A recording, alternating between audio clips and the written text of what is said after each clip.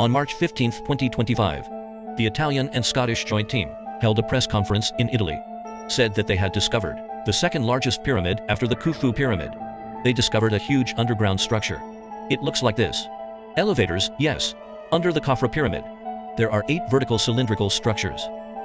What material? The length of the hollow cylindrical structure reaches 640 meters, and each one's diameter is about 10 to 12 meters. It's quite large, and each shaft wall has a spiral structure, which looks like a spiral winding around. I suspect it may be a ramp or a staircase slide. Or a staircase. The ends of the 8 shafts are connected to the bottom of the pyramid, and the other end to 2 huge cubes underground.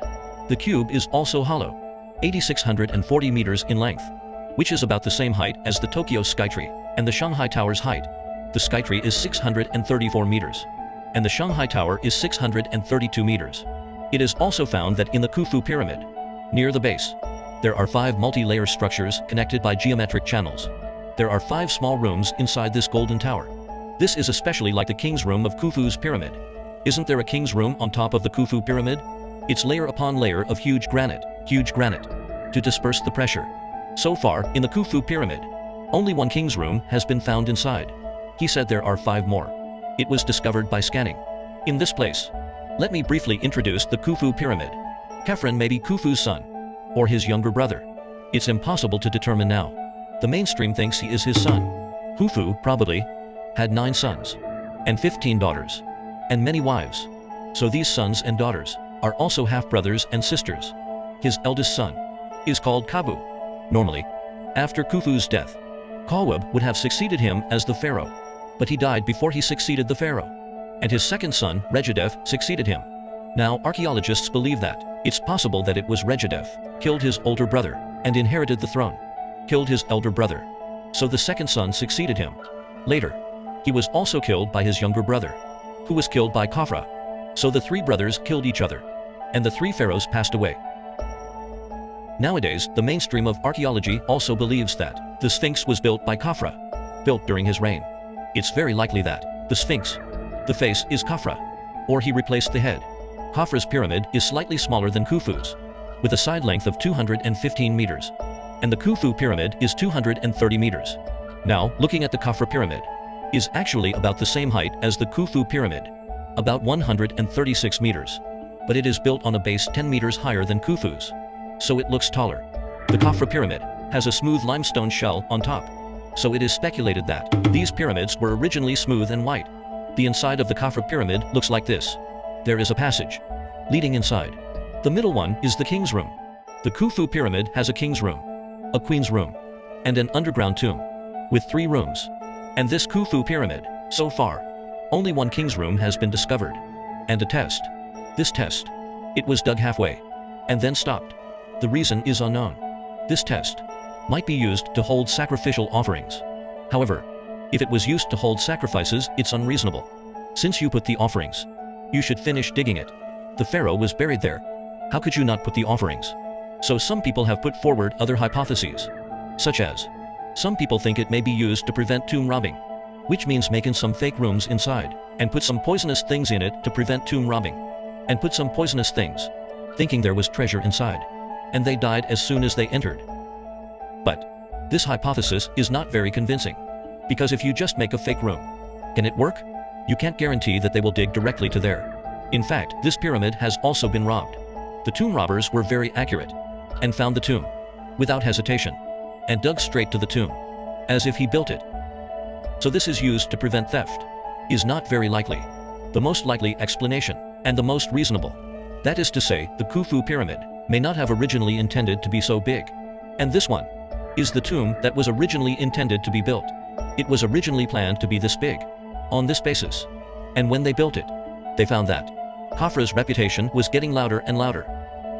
Khufu also thought he should build a pyramid as big as his father's, so it was expanded. So this one was blocked. Continue to dig inside, and dug out a new tomb. This is the idea. In fact, it is about the same size as the Khufu pyramid. It's steeper than the Khufu pyramid. It's obvious to feel. It wanted to be taller than Khufu's, but for some reason, it didn't grow taller. They are almost the same height. So far, in this Khufu's pyramid, no other rooms or spaces have been found. But this team scan said, there are 5 more king's rooms. In the room of the king of the Khafra pyramid, there is also a granite sarcophagus. Is almost identical to the granite sarcophagus. Is almost identical. A little darker than this color. It was also dug out of a whole piece of granite, which uses the original technology and tools and assemble manpower to make the original things. And whether it can be formed. To discover this sarcophagus, no matter how you arrange the manpower, it would take at least 10 years. The earliest modern person to enter the royal tomb was an Italian explorer and archaeologist Giovanni Belzoni. 200 years ago, on March 2, 1818, opened the royal tomb. It was empty. Only some animal bones were found in the sarcophagus. And bull bones. The Golden Pyramid has 2 entrances. One on the ground, and the other is 12 meters above the ground. These downward passages are very short. You have to bend over and squat half to get in. The 3 Giza pyramids, except for the Khufu pyramid. The other 2 have 2 entrances. The double entrance design. Only the Khufu pyramid has a single entrance. It's strange, because double entrances are reasonable. After all, the passage inside is very narrow. Whether you build a tomb or dig things, you need to transport materials. So it's reasonable to design 1 entrance and 1 exit. But the pyramid of Khufu has only 1 entrance. So it's suspected that the Khufu pyramid may have a second entrance. But it hasn't been found yet. There is another saying. The materials of these 2 entrances are different. For example, the Khafra pyramid. The lower one. It's red, so it's suspected that this opening. There is another theory. The pharaoh's body was carried in from below, and his soul would come out from the top. Transmission? Yes. It's a teleportation to the sky. It is said that the granite has a purifying effect and religious significance. From this perspective, the Khufu pyramid should also have another entrance. There is another big difference. Is that the royal family of the Khufu pyramid is at a high place on the ground. Is right on the horizon. This house has a cover. The roof is above the horizon.